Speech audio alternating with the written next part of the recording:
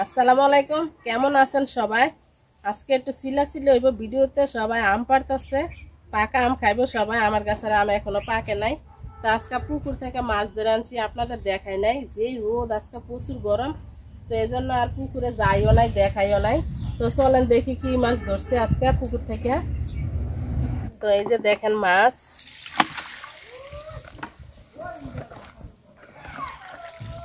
মাশাআল্লাহ তেলাপিয়া গুলা দেখেন।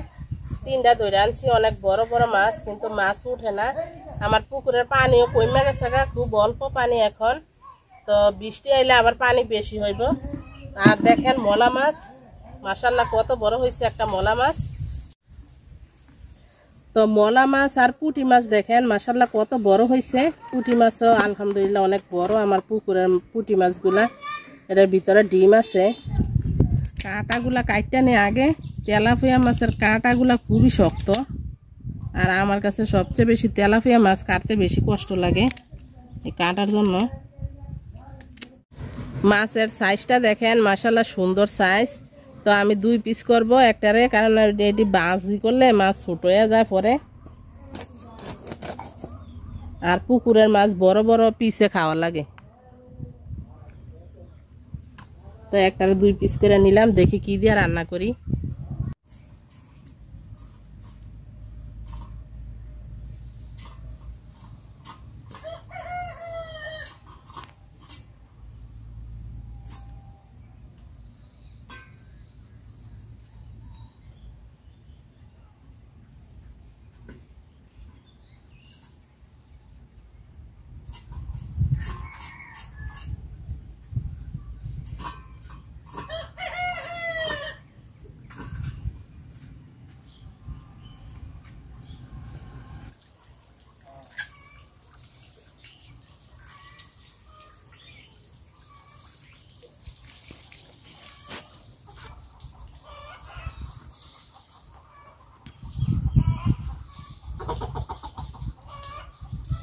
খুব সুন্দর করে ধুয়ে নিছি মাছ। মাছ রান্না করব আম দিয়ে আর আলু দিয়ে। তো একটা আম পায়রা নিব, টক টক লাগলে গরমে খাইতে ভালো লাগবে। আমার এই গাছের আম একটু টক টক। তো আম আর একটা পারবো, গরমের দিনে আসলে টক জিনিস খাইতে খুবই ভালো লাগবে, এই জন্য একটু টক টক করে রান্না করব। আমাদের গ্রামে আমের সিজন প্রায় শেষ, সবার তো দেশি আম গাছ। তো এখন কাঁচা আম কারোরে নাই, সবার আম পাইকে গেছে গা। আর যেগুলা গাছে আছে এগুলো পাইকে যেতেছে গা। কাঁচা আম মনে হয় আমার বাড়িতে আছে, মনে হয় না যে আর কারো বাড়িতে আছে। কাঁচা তো কাঁচা, একদম বদ্ধ কাঁচা। আমার গাছের আম পাকতে আরো 2 মাস লাগবে, আষাঢ় মাসে নাকি আম পাকে।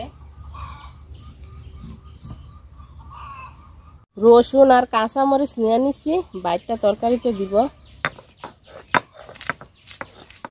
তো সব কিছু গুছাই নিছি, মাছ দিয়ে পরিষ্কার করে নিছি, আম কাটটা নিছি, আলু কাটটা নিছি 2টা, আর রসুন আর মরিচ বাইটটা নিছি, পেঁয়াজ কাটটা নিছি।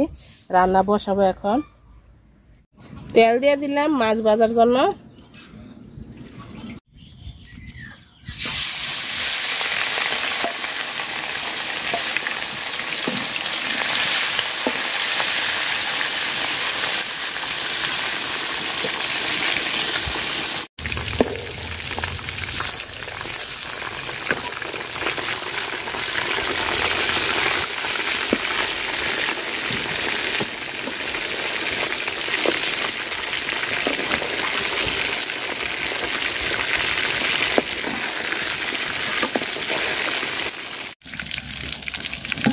মাছ একদম কড়া করে ভাজা নিছি।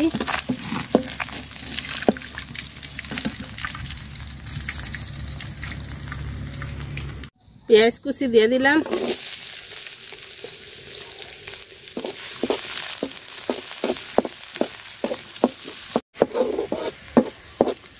পেঁয়াজটা আমি লাল লাল করে ভাজা নিছি। মরিচ আর রসুন বাটা দিয়ে দিলাম।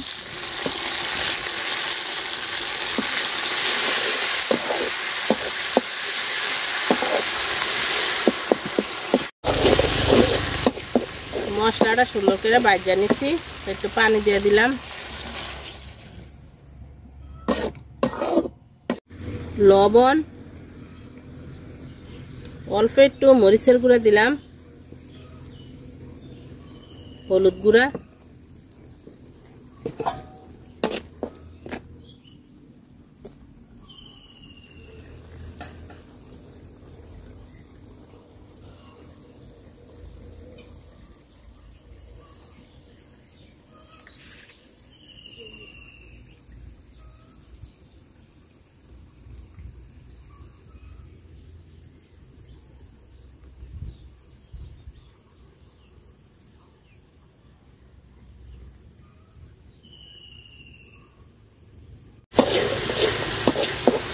মশলাটা তেলের সাথে সুন্দর করে ভাজা নিচ্ছি। তো আলুটি দিয়ে দিব।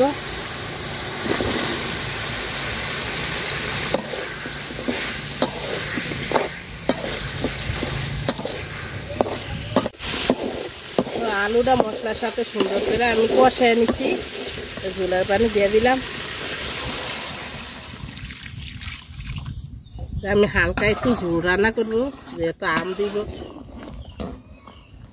আলু সিদ্ধ হয়ে গেছে, মাছ দিয়ে দিব এখন।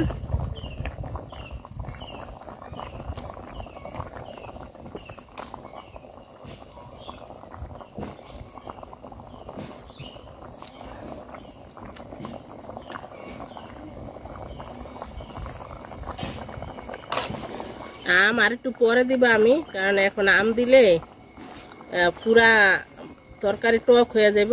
আর একটু পরে দিলে আস্তে আস্তে থাকবে আমগুলা।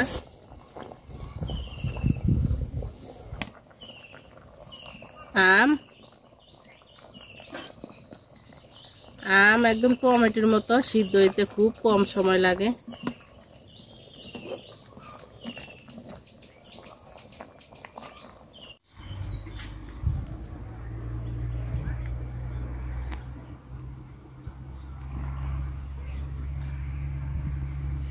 কয়েকটা ধনিয়া পাতা তুলবো, ধনিয়াগুলো সব ফুলায় পড়ছে। আর ধনিয়া গরমের ধনিয়া, তারপরে অনেক গ্রাম ধনিয়া পাতার, খুবই গ্রাম। ধনিয়া পাতা দিয়ে দিলাম।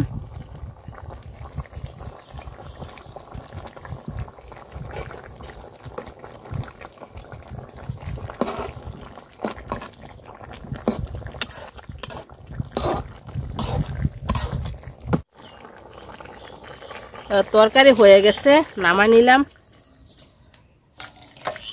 যারা যারা এতক্ষণ ধরে ভিডিওটা দেখছেন সবাইকে অনেক অনেক অনেক ধন্যবাদ। আল্লাহ হাফেজ, আসসালামু আলাইকুম। সবাই খুব ভালো থাকেন। আম কিন্তু সিদ্ধ হয়ে গেছে, কিন্তু আমি আস্তে আস্তে রাখছি যাতে পুরা তরকারিটা টক না হয়।